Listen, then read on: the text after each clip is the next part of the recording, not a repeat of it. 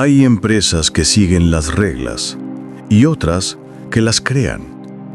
Entre las segundas está Neoplan, la legendaria empresa alemana fabricante de autobuses, una de las pocas que jamás se conformó con seguir tendencias, sino que las impuso.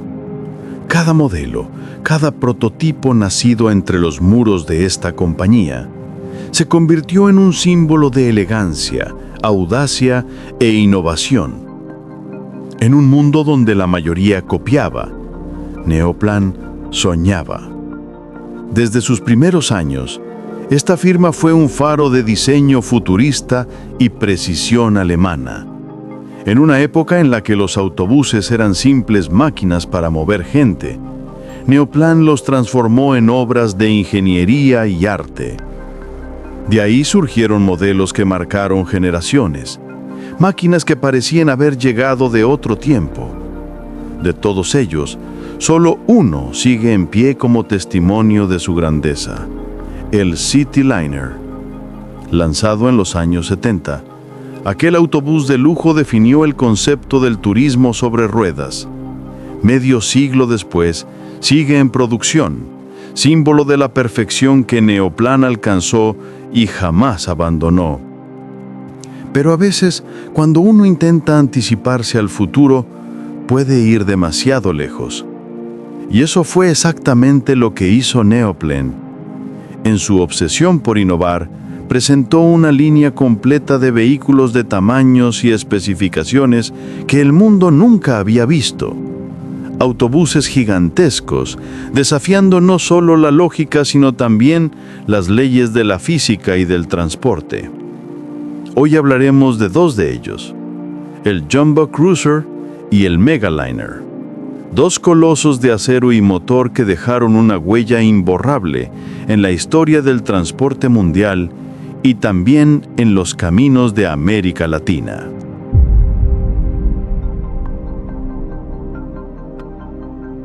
Corría 1974. En plena expansión industrial alemana, Gottlob Aurier, el visionario fundador de Neoplan, decidió que su empresa debía crear algo que nadie más se atreviera a construir: un autobús tan grande que pareciera un edificio en movimiento. Un año después, en 1975, durante el Salón del Automóvil de Frankfurt, el mundo quedó en silencio. Frente a los ojos incrédulos del público, apareció el Neoplan Jumbo Cruiser, un autobús articulado de 2 pisos totalmente funcional, presentado como el vehículo más grande del mundo. Aquel titán fue adquirido incluso antes de su debut por la agencia de viajes Globus Reisen, que entendió que no era solo un autobús, sino una atracción turística sobre ruedas. En el corazón del Jumbo Cruiser latía un chasis de 3 ejes derivado del modelo Skyliner y una articulación que le permitía moverse con sorprendente suavidad pese a su tamaño. Detrás del tercer eje se encontraba su corazón: un motor Mercedes-Benz V12 de 440 caballos de fuerza conectado a una transmisión automática Allison de 5 velocidades. Pero su verdadera maravilla estaba en la suspensión: un sistema neumático autorregulado en los 4 ejes, capaz de redistribuir automáticamente la presión durante las maniobras, manteniendo siempre el autobús nivelado sin importar el terreno. A mediados de los 70, el Jumbo Cruiser era un coloso: 4 metros de altura, 2,5 metros de ancho, 18 de largo y un peso total de 28 toneladas. Podía transportar 102 pasajeros, incluyendo un guía turística y 2 conductores, quienes disponían incluso de camas para descansar durante los trayectos largos. Dentro, el lujo era absoluto: cocina, vestidor, baño, un compartimento de equipaje de 10 metros cúbicos y la posibilidad, bajo pedido, de modificar el diseño interior. Si el cliente lo deseaba, podía eliminar los servicios y aumentar la capacidad hasta 144 asientos. Nunca antes el mundo había visto algo así. Y aunque en tiempos modernos existen autobuses aún más grandes, como el Outra Grand de 30 metros, diseñado para 256 pasajeros, en aquella época el Jumbo Cruiser era una leyenda viviente. Entre 1975 y 1986 se construyeron solo 10 unidades y una más en 1992. El sueño de Gottlob Auwarter había cobrado vida, aunque no de la forma masiva que él imaginó. Su creación era demasiado avanzada, demasiado costosa, demasiado grande para las normas de su tiempo. Pero mientras Europa observaba con asombro, América Latina empezaba a tomar nota. En países como Chile, Argentina, Brasil y México, donde las distancias eran vastas y las rutas turísticas cruzaban cordilleras o selvas, los ingenieros de transporte comenzaron a inspirarse en los conceptos de Neoplan. Algunos adaptaron carrocerías locales con diseños derivados del Skyliner o del Cityliner, e incluso importaron chasis europeos. En Chile, por ejemplo, empresas de transporte de lujo y turismo usaron modelos Skyliner y Spaceliner adaptados para rutas largas entre Santiago, Mendoza y Buenos Aires, ofreciendo comodidades que en los años 80 parecían ciencia ficción. En Brasil, carroceras como Marco Polo y Cayo estudiaron los diseños de Neoplan para sus líneas de 2 pisos, y en Perú y Colombia, operadores privados de turismo llegaron a importar unidades usadas de Europa, especialmente los modelos Skyliner N122, símbolo de lujo sobre ruedas. Neoplan, sin quererlo, había sembrado una revolución en el transporte latinoamericano.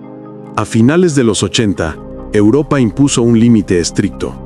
Ningún autobús no articulado podía superar los 12 metros de largo. Pero en 1990, Neoplan decidió desafiar esa norma con algo más grande, más poderoso, más imponente.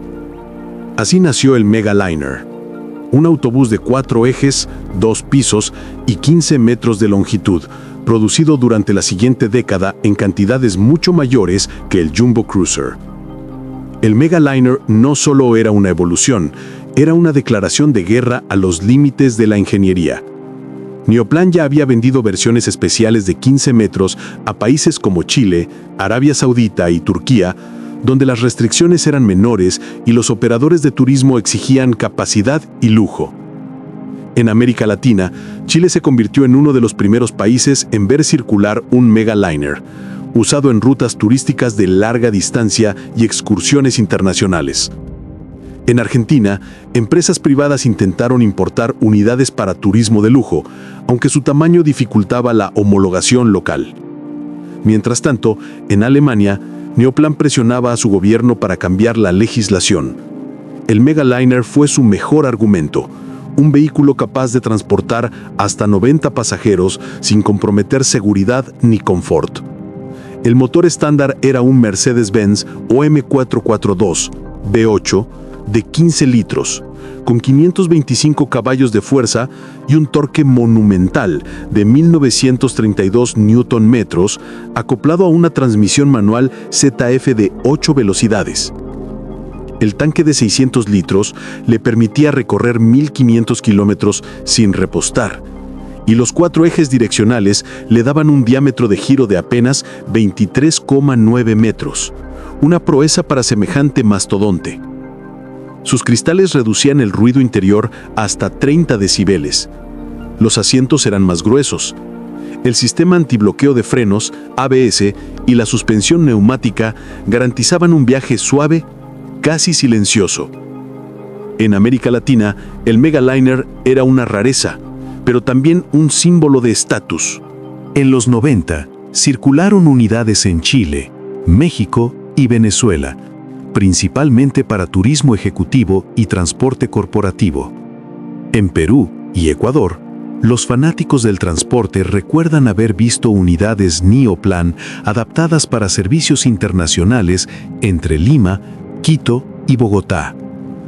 La estrategia de promoción de Neoplan funcionó. El Megaliner demostró que un autobús podía ser tan cómodo como un tren o un avión. Y gracias a esa presión, en 1993, Europa finalmente modificó sus leyes, permitiendo el uso de autobuses turísticos de 15 metros de largo siempre que tuvieran 4 ejes. Neoplan, una vez más, había cambiado las reglas, pero el reinado no duraría para siempre. Con el nuevo milenio, la Unión Europea autorizó autobuses de 3 ejes y 14 metros, más fáciles de mantener y más baratos. La demanda por el coloso de 4 ejes comenzó a caer.